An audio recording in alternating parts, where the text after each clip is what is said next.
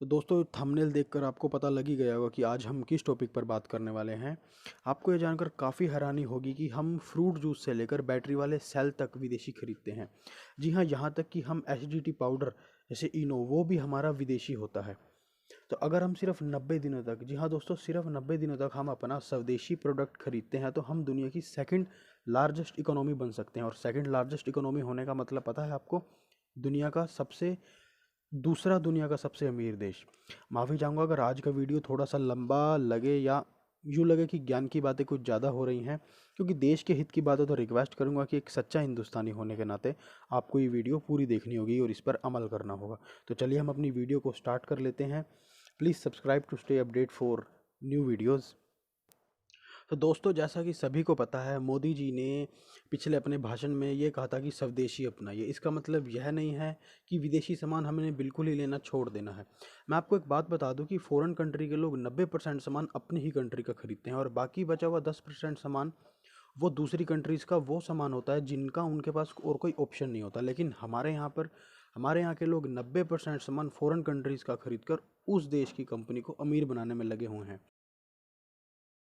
जबकि हमारे पास foreign product के बदले चार चार ऑप्शन अपने खुद के स्वदेशी प्रोडक्ट के होते हैं। तो दोस्तों हमारे इंडिया में भी काफ़ी सारी ऐसी ऐसी चीज़ें बनती हैं जो आपने कभी सोची भी नहीं होगी। खैर वो बाद की बात है कि इंडिया में ऐसा क्या क्या बनता है जो कहीं और नहीं बनता। अगर आपको इस पर भी वीडियो चाहिए तो आप नीचे कमेंट सेक्शन में बता दीजिएगा, मैं इस पर भी एक नई वीडियो ले आऊँगा। अब आप कहेंगे कि हमारी कंट्री का भी तो सामान अन्य देशों में जाता है, वो भी तो इंडिया का सामान यूज़ करते हैं, इंडिया भी तो काफ़ी सारी चीज़ें एक्सपोर्ट करती है। तो आप बिल्कुल सही बोल रहे हैं, इसमें कोई दो राय नहीं है। हमारे इंडिया की काफ़ी सारी आइटम्स जो हैं बाहर एक्सपोर्ट की जाती हैं। जब क्योंकि इंडिया एक कृषि प्रधान देश है, इसीलिए हमारे इंडिया से स्पेशली अगर बात करें तो हम दालें, मसाले और अनाज ही एक्सपोर्ट होता है। बाहर के लोग सिर्फ यही चीज़ ही मोस्टली यूज़ करते हैं क्योंकि उनके पास इन सामान को यूज़ करने के अलावा और कोई ऑप्शन भी नहीं है, इसलिए वो ये सब खरीदते हैं। मैं यहाँ पर अभी आपको एक लिस्ट शो करता हूँ जिसे देखकर आप चौंक जाएंगे कि आप एक छोटा सा बैटरी सेल भी फ़ॉरेन कंपनी का यूज़ कर रहे हो। यहाँ पर मैं एक बात क्लियर कर दूँ कि मैं किसी भी स्पेसिफाई कंपनी को टारगेट नहीं कर रहा, मैं जस्ट इस लिस्ट के जरिए आपको ये क्लैरिफाई कैटेगराइज कर रहा हूँ कि कौन सी कंपनी फॉरेनर है और कौन सी कंपनी इंडियन। तो आप एक बार नज़र डाल लीजिए लिस्ट पर। तो यहाँ पर आप देख सकते हैं कौन सा इंडियन ब्रांड है और कौन सा फॉरेनर।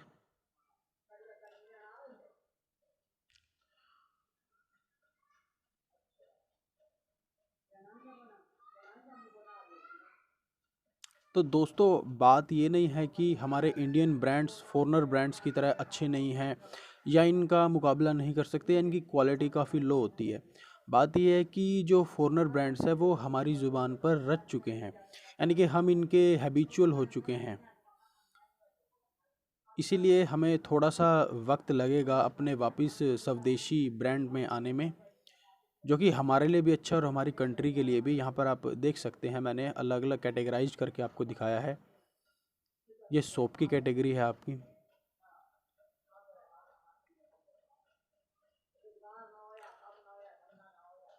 यहाँ पर आप देख सकते हैं डिटर्जेंट हैं। अभी 2-3 दिन पहले जब मोदी जी का भाषण आया तो उन्होंने स्पेशली दो शब्दों में काफ़ी बड़ी बात कह डाली कि स्वदेशी अपनाइए। जैसा कि हम सभी को पता है कि जब से कोरोना वायरस फैला तब से केंद्र सरकार और राज्य सरकार मिलकर पूरे देश का खर्चा उठा रही हैं, मेडिकल सुविधाएं भी प्रोवाइड कराई जा रही हैं। हालांकि समाज के जो कुछ वर्ग ऐसे हैं जो फाइनेंशियली स्ट्रोंग हैं, वो भी कैसे ना कैसे करके अन्य गरीब वर्गों की जो है सहायता कर रहे हैं। तो हमारा भी फ़र्ज़ बनता है कि हमें भी स्वदेशी प्रोडक्ट अपनाकर देश की इकोनॉमी को रिवाइव करने में सरकार का साथ देना चाहिए। तो दोस्तों आज की वीडियो को हम यहीं तक रखेंगे। वीडियो अगर पसंद आई हो तो लाइक ज़रूर कीजिएगा, साथ में चैनल को सब्सक्राइब भी कर लीजिएगा।